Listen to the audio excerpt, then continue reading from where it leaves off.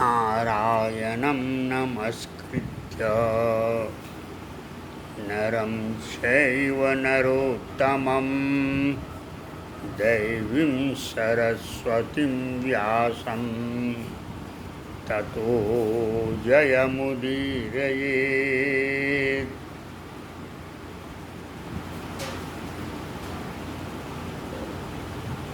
कल हमने इस विषय पर चर्चा की थी कि इतना समृद्ध विचार हिंदू समाज का होने के बाद भी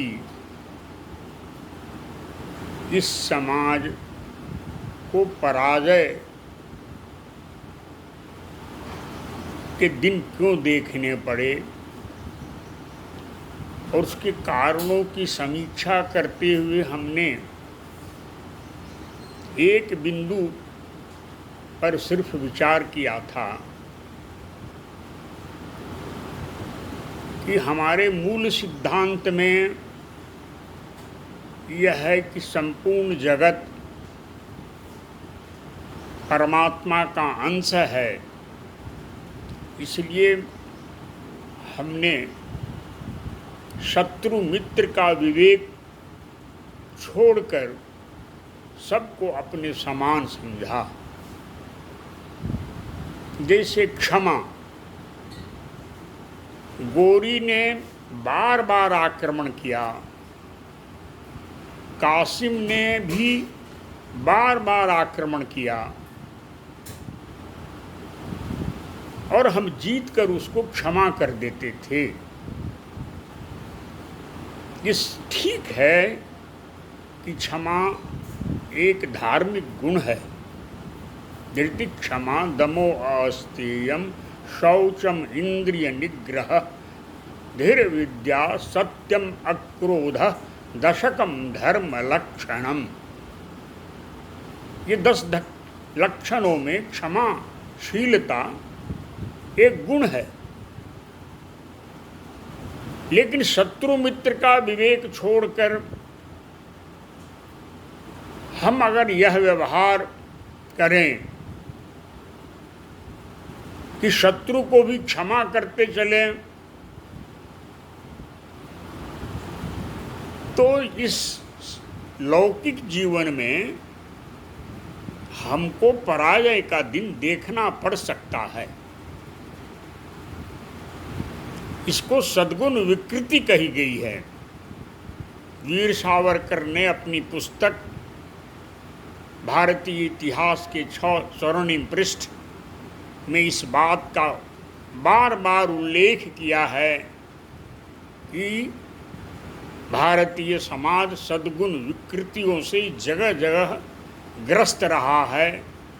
यहाँ तक कि शिवाजी महाराज ने भी अपने सद्गुण की अतिरेकता के कारण गौरवानु को क्षमा कर दिया था और माता का दर्जा दिया था। शायद हम इससे सहमत न हों, लेकिन किसी भी चीज़ की अधिकता, अतिरेकता और संतुलन का न रखना, विवेक का न रखना हमारे पराजय का कारण बना है। अब यह विवेक, यह संतुलन स्थापित करने के लिए हमारे जीवन में जो शुचिता चाहिए, जो पवित्रता चाहिए, इसलिए हमने कहा कि शायद हम इस बात का निर्णय करने में कई बार भूल कर बैठे हों। इसलिए क्या महाजन ये गता सपंथा। हमारे पास रामायण और महाभारत का उदाहरण है। दुर्योधन और युधिष्ठिर, पांडव और कौरव चचेरे भाई थे और भगवान ने बार बार समझाया, युधिष्ठिर ने समझाया, विदुर ने समझाया, भीष्म पितामह ने समझाया कि द्रौपदी का चीरहरण मत करो, सत्ता का अपहरण मत करो, न्याय करो और न्यायपूर्वक युधिष्ठिर के भाग में जो भी राज्य आता है वह दो। समझौते की पराकाष्ठा तो तब हो गई जब भगवान कृष्ण ने दुर्योधन से कहा तुम इसको सिर्फ 5 गांव दे दो, लेकिन दुर्योधन ने उनकी एक बात नहीं मानी और परिणाम में महाभारत युद्ध हुआ। उसी प्रकार रावण बहुत ज्ञानी था, शिव का भक्त था, अनेक प्रकार के क्षेत्रों में उसकी विशेषता थी, लेकिन उसके पास विवेक नहीं था, उसके पास संतुलन नहीं था। उसने जगत जननी सीता का गलत ढंग से अपहरण किया। भगवान ने भी उसको, राम ने उन्हें समझाया, कभी हनुमान को भेजकर, कभी अंगद को भेजकर, लेकिन रावण को समझ में नहीं आया। उसने मर्यादा भंग की। भगवान राम ने अपना विवेक का उपयोग करते हुए रावण पर चढ़ाई की। और चढ़ाई करने के पूर्व क्या किया उन्होंने अयोध्या से सेना नहीं बुलाई, वो वनवासियों को, गिरिवासियों को संगठित किया। वानर, भालू, रीछ, जटायु सब उनके साथ हो गए और ये संगठन किया समाज का। और रावण जैसे शक्तिशाली दानों का पराभव हुआ। लेकिन पराभव के बावजूद भी भगवान के मन में कोई ईर्ष्या नहीं थी, उसके पास के लिए द्वेष नहीं थी। लंका पर विजय प्राप्त करने के बाद उन्होंने लंका का राज्य,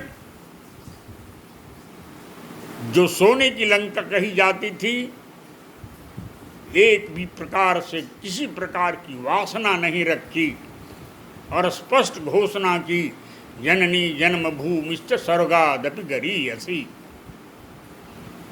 और वह राज्य विभीषण का राज्यारोहण करके लंका का राजा विभीषण को बनाया, जो रावण का भाई था।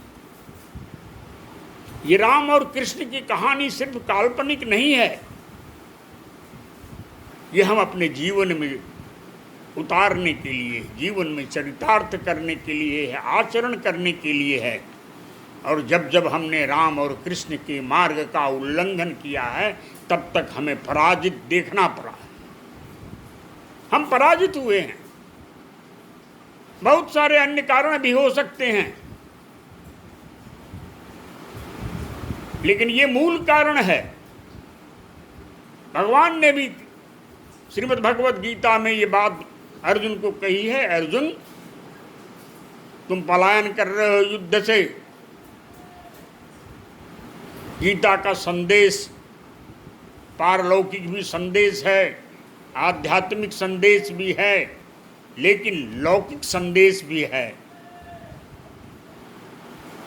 हमें युगीन चुनौतियों के अनुकूल अपने शास्त्रों के मूल बिंदु को समझना पड़ेगा, उसको डिकोड करना पड़ेगा और युगानुकूल आचरण अपनाना पड़ेगा। जिस भी जाति ने युगानुकूल आचरण को नहीं अपनाया है, वह इतिहास के कूड़ेदान में फेंक दिया गया है। इसलिए यह बात विचारणीय है हम सब लोगों के लिए। जो हमारी श्रुतियाँ थी, जो ये सिद्धांत था हमारा कि संपूर्ण ब्रह्मांड में परमात्मा का आवास है, कण कण में ईश्वर निवास करते हैं, लेकिन स्मृतियाँ हमें व्यवहार सिखाती हैं। मनुस्मृति का गठन हुआ, देवल स्मृति, याज्ञवल्क्य स्मृति, समय समय पर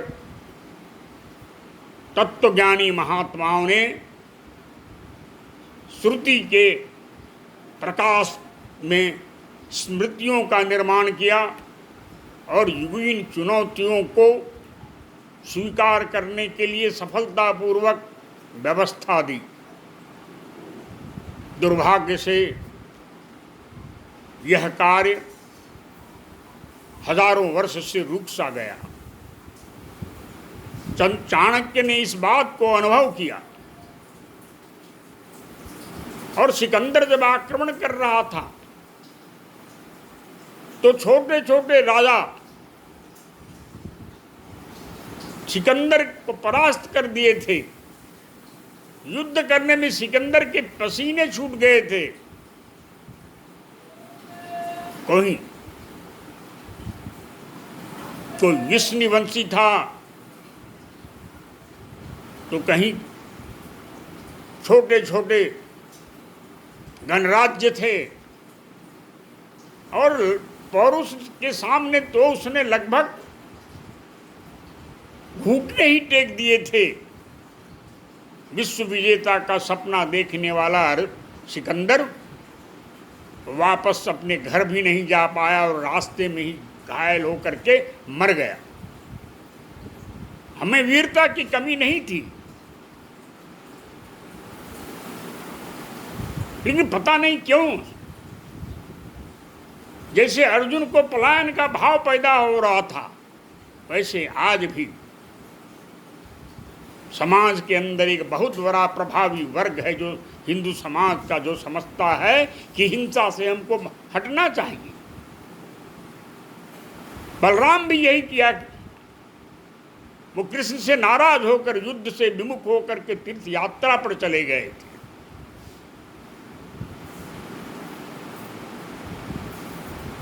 यह विवेक जब खोता है तो मानवता का बहुत बड़ा अहित होता है। इसलिए भगवान ने अर्जुन से कहा कि देखो अर्जुन, चौथे अध्याय के पहले श्लोक में कि देखो मैंने ये बात बहुत पहले सब लोगों को बताई है, सभी राजर्षियों ने इसका अनुपालन किया है, लेकिन कालक्रम में वो भूल गए हैं। मैं फिर से वही बात कह रहा हूँ तुमसे। अब इस बात की व्याख्या दोनों प्रकार से हो सकती है। जिसकी आध्यात्मिक व्याख्या ये हो सकती है कि तुम अंतर्मुखी हो जाओ, युद्ध से विरत होकर जाओ, योग और साधना में लीन हो जाओ। दुर्भाग्य से मैं इस बात से असहमत हूँ। भगवान के यह कहने के पीछे यह भाव रहा होगा, युद्ध करने के पीछे, कि पलायन कभी भी तुमको शोभा नहीं देता है। यदा इमं विवस्वते योगम प्रोक्तवान हम अव्यम विवस्वान मनवे मनुरिक्ष्वा कवे ब्रवीत् एवं परंपरा प्राप्तम इमं राजर्षयो विदु सकाले नेह महता योगो नस्तः परंतप। हे महाधनुर्धारी गांडीवधारी अर्जुन, मैंने पहले भी यह योग का संदेश दिया है, यह संतुलन का उपदेश दिया है कि तुम अपने अंदर संतुलन लाओ, विवेक लाओ, युगानुकूल चुनौतियों को स्वीकार करने की क्षमता लाओ। जब जब हमने इस बात को खोया है तब तक हम कमजोर हुए। आज मुझे लगता है भगवान कृष्ण और भगवान राम के जीवन आदर्शों को ठीक ढंग से डिकोड करने की आवश्यकता है।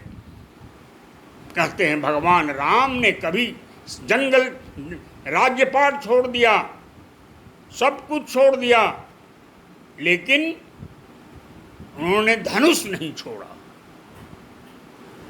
अर्जुन ने गांडीव छोड़ने का जो संकल्प लिया था, भगवान ने कहा कि मैं चक्र सुदर्शन नहीं छोड़ूंगा।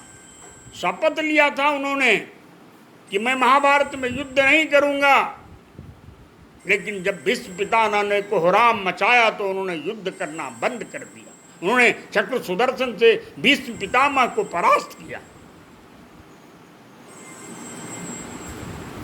इसलिए भगवान ने ये बात कही है कि जो सिद्ध महात्मा हैं उनके लिए ये लौकिक नियम नहीं है। यस,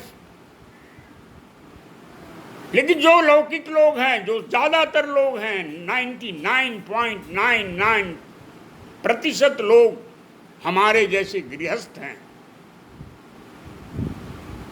जिनको ज्ञान सिद्धि नहीं मिली है, उनको युगानुकूल व्यावरण आचरण करना चाहिए।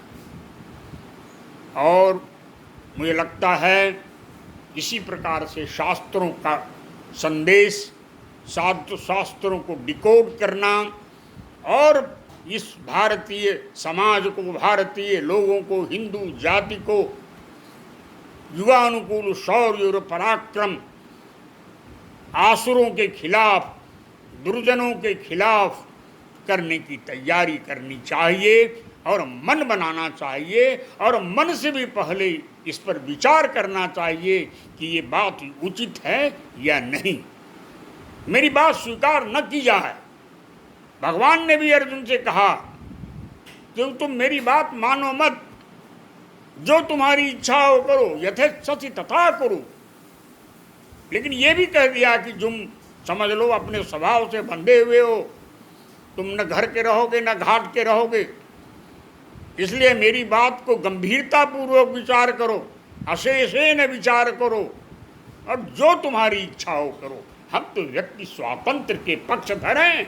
भगवान ने इसलिए कहा कि हिंदू समाज तुम्हें व्यक्ति स्वतंत्र है, समाज का स्वतंत्र है, तुम अपनी इच्छा से जो करना चाहते हो करो। और समाज ने विकृत व्याख्या की, शास्त्रों की, आचरण किया उल्टा, और उसका फल आज भुगत रहा है। इसलिए मैं आप सब लोगों से फिर से निवेदन करूंगा कि आप इन बिंदुओं पर गंभीरता से विचार करें। ये राजनीतिक दल इस पर विचार नहीं करेंगे। ये तो समाज का जो तत्वज्ञानी वर्ग है, जो सज्जन शक्ति है, जो विचारवान लोग हैं, उनको यह विचार करना चाहिए। नमस्कार, धन्यवाद। मैं फिर मिलूँगा आगे।